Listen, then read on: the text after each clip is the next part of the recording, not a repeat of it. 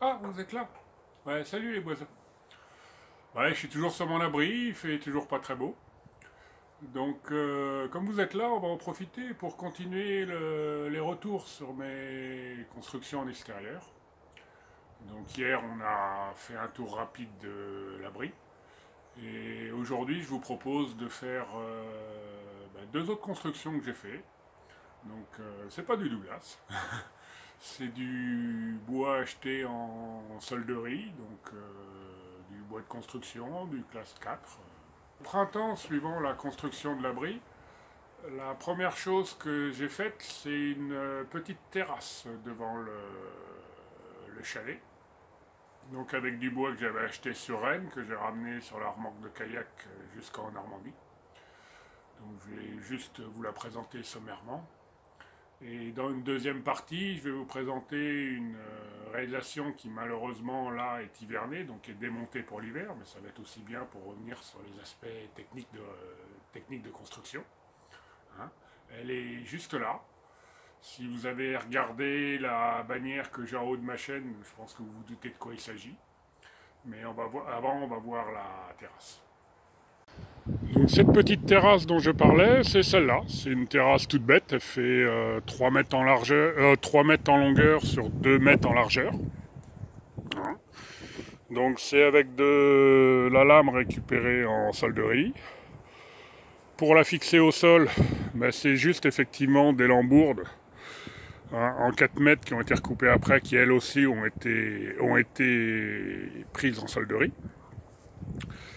La bêtise que j'ai faite, c'est que j'en ai pas pris assez.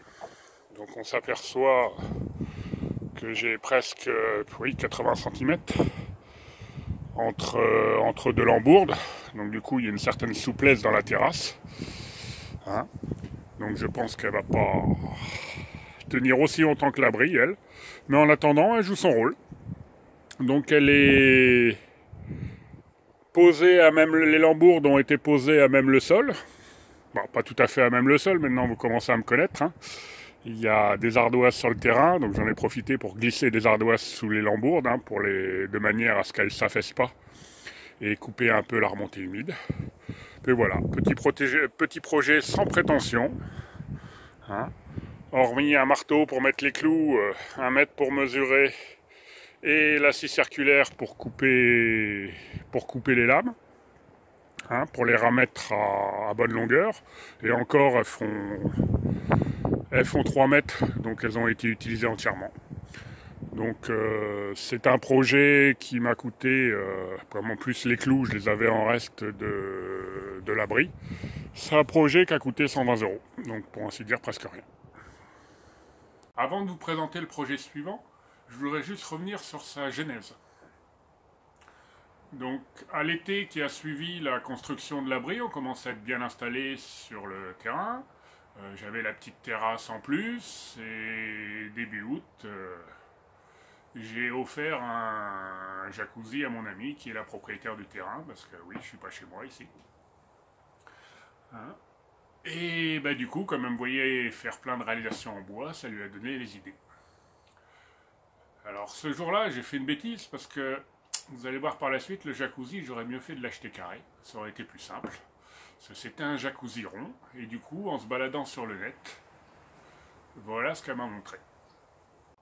Comme je suis fatigué, je me rassois. Non, du moins. Elle a fait plus que me le montrer. Elle m'a dit, toi qui travailles le bois, tu pourrais pas faire ça pour notre tour de jacuzzi? Ça permettrait de poser les affaires autour, les verres, ce serait bien sympa. Alors, c'est rond, c'est grand. Je voulais le faire dans mon garage, donc pas trop de place. Qu'est-ce qu'on a fait? Ben, on s'est adapté.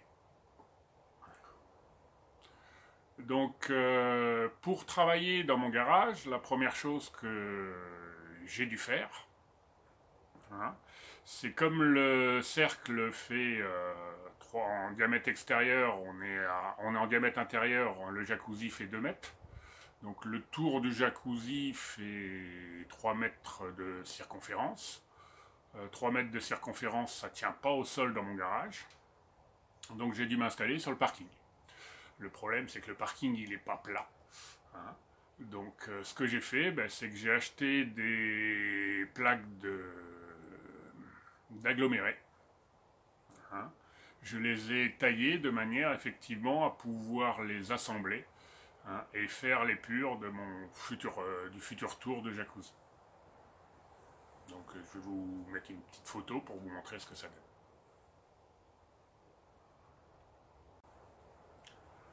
Donc voilà pour la surface de travail. Bon, c'était un peu contraignant parce qu'il fallait que je la démonte pour l'installer sur le parking, que je la rentre à chaque fois. Mais globalement, ça l'a bien fait. Hein, pour donner le résultat final que je vais vous montrer tout de suite. Donc je vais vous passer deux photos. La première, c'est le résultat final à assembler devant mon garage. Et ensuite le résultat final sur le terrain avec le jacuzzi au milieu. Donc ce jacuzzi est actuellement démonté. Hein, il est juste derrière, il est là. Ce jacuzzi, ce tour de jacuzzi, oui, le jacuzzi est démonté aussi, il est dans la caravane. Hein. Alors ce que je vous propose, c'est de revenir sur les différentes pièces pour montrer effectivement comment ça a été réalisé, tout ça. Donc voilà ce fameux tour de jacuzzi. Donc la première contrainte que j'avais, c'est que ce tour de jacuzzi devait être démontable. Donc on est parti sur, comme c'était un cercle, le diviser en 4 parties. Donc sachant que là, il y a une partie qui est au sol et 3 parties qui sont en hauteur. Donc qui dit partie en hauteur dit aussi réalisation effectivement de pieds. Donc pour ce faire, j'ai réalisé 6 pieds. Hein. Donc en définitive, une fois rangé, on se retrouve avec les 4 plateaux et les 6 pieds posés dessus. Donc une fois terminé, voilà ce que ça donne. Donc là vous avez effectivement un quart du jacuzzi, bon, un quart un peu particulier parce que c'est celui qui tombe au niveau du moteur, donc on s'aperçoit qu'il est percé. Donc le dessus du jacuzzi, c'est quoi? C'est 48 lamelles comme ça. Hein, donc ça c'est fait dans de la planche de coffrage. Hein, acheté en GSB pas cher. Donc je ne sais plus combien c'est, ça doit être du 27 je pense. Hein, mais taillé sous forme hexagonale. Donc pour ça j'ai essayé plusieurs méthodes. Déjà il fallait trouver la bonne taille de l'hexagone, malgré l'épure ça n'a pas été facile. Hein, de l'hexagone, du trapèze. Hein, ça n'a pas été facile. Donc j'ai essayé d'abord en copiage. Hein, donc à la fraise, on me dit, à la fraiseuse sous table, on me dit, à la défonceuse sous table, en me disant que comme ça toutes mes pièces seraient pareilles. Mais c'était trop long, étant donné qu'il fallait bien prendre conscience de comment était la pièce, j'avais des arrachements. Donc en définitive, j'ai fait la majeure partie à la scie sous table. Hein, avec un petit gabarit d'angle que je vous présenterai prochainement qui me permettait effectivement de faire mes diagonales. Donc on voit effectivement tous les pétales. Hein. Mais le problème, ça c'est le dessus. Le problème, c'est qu'il fallait effectivement les fixer. Et je vous rappelle, on est effectivement sur un rond. Donc qu'est-ce que j'ai dû faire de l'autre côté? J'ai dû faire des traverses, mais courbes. Et pour faire du bois courbe, il n'y a pas 36 000 solutions, c'est le lamellé-collé. Donc j'ai dû faire également mon premier lamellé-collé. Globalement, ça s'est bien passé. Hein. Donc qu'est-ce que j'ai fait pour faire mon lamellé-collé? Ben, sur les planches, sur une des planches d'aggloméré, qui m'avait servi effectivement pour faire mon gabarit pour mon épure. J'ai quoi? J'ai tracé mes pièces, j'ai enfoncé des vis, ça doit être 2 têtes, ça doit être des vis de 35, avec juste une petite bague, un petit tube alu coupé à la hauteur dessus, de manière à faire tous mes plots. Hein, et ensuite au sergent. Bon, malheureusement, j'ai pas fait de photos ni de vidéos de cette partie-là, mais si on regarde le résultat, j'en suis assez content. certaines des pièces sont légèrement ouvertes au bout, mais il n'y a pas eu trop de soucis. Tiens, pendant qu'on est sur le bout, les retours que vous voyez de chaque côté à l'avant, hein, c'est tout simplement pareil, une planche avec 2 chevilles qui ont été mis en bout, qui permettent effectivement... Donc c'est pas la bonne, c'est l'autre.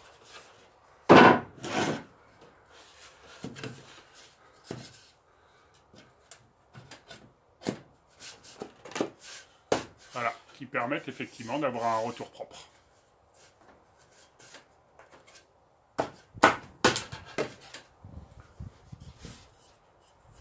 La vraie difficulté, ça n'a pas été la découpe des trapèzes, ni la rayation du lamellé collé.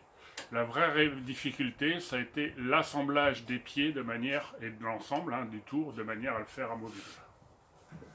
Donc pour ça, je suis parti sur une tête de pied qui a cette forme-là, et qui vient en définitive se fixer,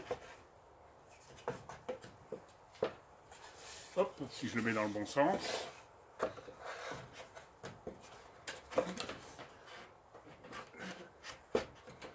qui vient se poser comme ça. Donc là on est sur un bout, mais si je me mettais de l'autre côté, on verrait que le pied vient se mettre à cheval entre les deux morceaux, donc en plus de faire de pied, ça permet effectivement d'assembler l'ensemble. Donc pour fixer ces pieds-là au plateau, il me fallait quelque chose de démontable. Donc qu'est-ce que j'ai fait? Je me suis dit, je vais percer là en travers, mettre des boulons, et comme ça, mes boulons, ça plaindra de maintenir, et je les enlèverai. Alors là, ça a été une grosse galère, parce qu'on les voit bien, les trous ici, hein. Donc ça, c'est les trous dans lesquels viennent les boulons japis. On retrouve les trous dans le pied ici.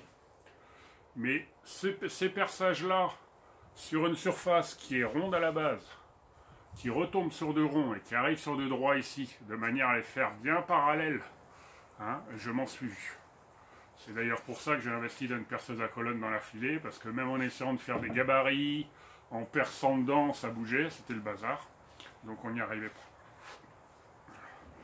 Donc globalement, une fois qu'on a réfléchi, qu'on s'est aménagé à l'histoire de place pour réaliser dans le garage, ça s'est bien passé. 6 derniers points. Donc les pieds, c'est quoi? C'est 60 cm. C'est du 45 par 145. Hein. C'est du Bastang pour de la construction bois en classe 4. Voilà. Le dessus, c'est des chutes de planches qui ont été repris du plateau, qui freinent le dessus. Et comme là, j'avais un assemblage qui devait être d'équerre et qui devait être surtout très solide dans ce sens-là, hein, le simple fait de le visser dessus n'aurait pas de souci. Le fait de le coller, j'étais en extérieur, en plus dans un milieu où c'est le long du jacuzzi, donc des différences de température, des projections, je me suis dit ça va pas tenir. Donc j'ai fait quoi? J'en ai profité pour faire ma première mortaise en fraisage complémentaire. Donc à la défonceuse, hein, je me suis fait une petite plaque de plexi, hein, avec un gabarit, des 2 bacs de différentes tailles, donc tout ça a été bien calculé avant. Et du coup avec le même gabarit, on a fraisé la mortaise et le tenon. Ensuite, j'ai fait quoi? Je les ai même pas collés. Hein, elles tiennent toujours comme ça et elles ne bougent pas d'un poil. J'ai juste rajouté 2 vis en travers, effectivement, pour les tenir. Au passage, vous voyez aussi, concernant le T, donc là, par contre, ça a été collé. Et c'est quoi? C'est de la vis Craig en travers, plus de la cheville à l'intérieur, de manière à vraiment être sûr d'avoir un ensemble. Hein, donc cette pièce-là à plat, qui ne vrille pas, qui soit très solide. Donc je pense que j'ai fait le tour de cette petite réalisation. Donc je vais couper la caméra parce qu'aujourd'hui c'est le soleil qui va m'embêter. Donc au final, voilà ce que les pièces donnent. Donc ça c'est la pièce que je vous ai présentée avec le trou. Donc le revers au bout. Les lames, on s'aperçoit qu'on n'a pas de vis apparente dessus parce que tout est fixé par le dessous. Hein, volontairement écarté de manière à ce que l'eau ou les projections d'eau ne stagnent pas dedans. Et si on regarde de l'autre côté, on retrouve mes deux tiges, mes deux traverses basses faites en lamellé-collé. Donc le lamellé-collé, les lames, c'est de la planche de coffrage, hein, découpée en lames de 4-5 mm d'épaisseur, juste poncée, mis dans le moule, serré collé avec de la colle lente résistante à l'humidité, mis sous serre, et ensuite effectivement toutes les vis qu'on retrouve dessous, c'est quoi? C'est les vis qui permettent de fixer effectivement les plateaux. Voilà, revoilà le soleil, on va continuer, tant pis. On s'aperçoit aussi que comme j'étais pas sûr de mon collage, j'ai quand même remis des vis en travers, de manière à éviter que les lamelles viennent à se décoller. Si on s'approche au niveau d'un pied,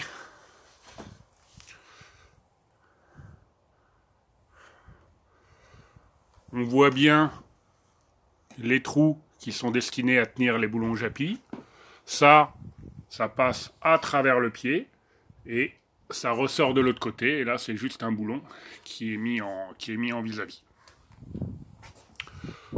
Au niveau des liaisons entre les plateaux, ben, cette pièce-là, eh bien, tout simplement se mettre avec un côté sur le premier plateau et un autre sur l'autre plateau. Globalement, ça tient bien en place. Ça n'a pas trop mal vieilli. Hein, même si je l'ai laissé brut. Je voulais l'huiler, mais j'ai jamais pris le temps. Donc il faut que je m'y mette. D'ailleurs, dans vos commentaires, si vous auriez une solution simple de traiter ce genre de bois en extérieur. Pas trop cher, bien sûr. Hein, c'est une des choses qu'il faudrait que je fasse. Bon, ben, je pense qu'on va en rester là pour cette vidéo. Si j'ai le temps, demain, je ferai un retour sur l'abri de douche, hein, qui est encore tout frais, mais où le bois a commencé à déjà bouger, hein, pour montrer ce que ça donne. Et un petit focus également sur le bardage, parce que le bardage commence à avoir l'habitude. Et il y a quelques petites subtilités qui sont bonnes à savoir. Donc je vais vous les faire partager. Allez, ben sur ce, à bientôt sur ma chaîne. Juste avant de vous quitter, dernière chose, j'ai fait dernièrement une vidéo sur les lames de scie circulaire, dans laquelle je vous disais que je ne vous avais pas mis de liens commerciaux dans la description, parce que je vous disais que j'étais en contact avec mon fournisseur pour voir si effectivement on pouvait avoir un code promo ou autre chose. Donc il m'a recontacté. Donc ce qui serait bien sympa, c'est d'avoir un maximum de vues sur cette vidéo. Donc si vous ne l'avez pas encore regardée, je vous engage à aller la regarder. Merci pour moi. Allez, ben sur ce, à plus tard sur ma chaîne, en espérant que cette petite présentation de ma réalisation, principalement sur le tour de jacuzzi, vous ait plu. Hein, et à bientôt sur ma chaîne. Allez, à plus.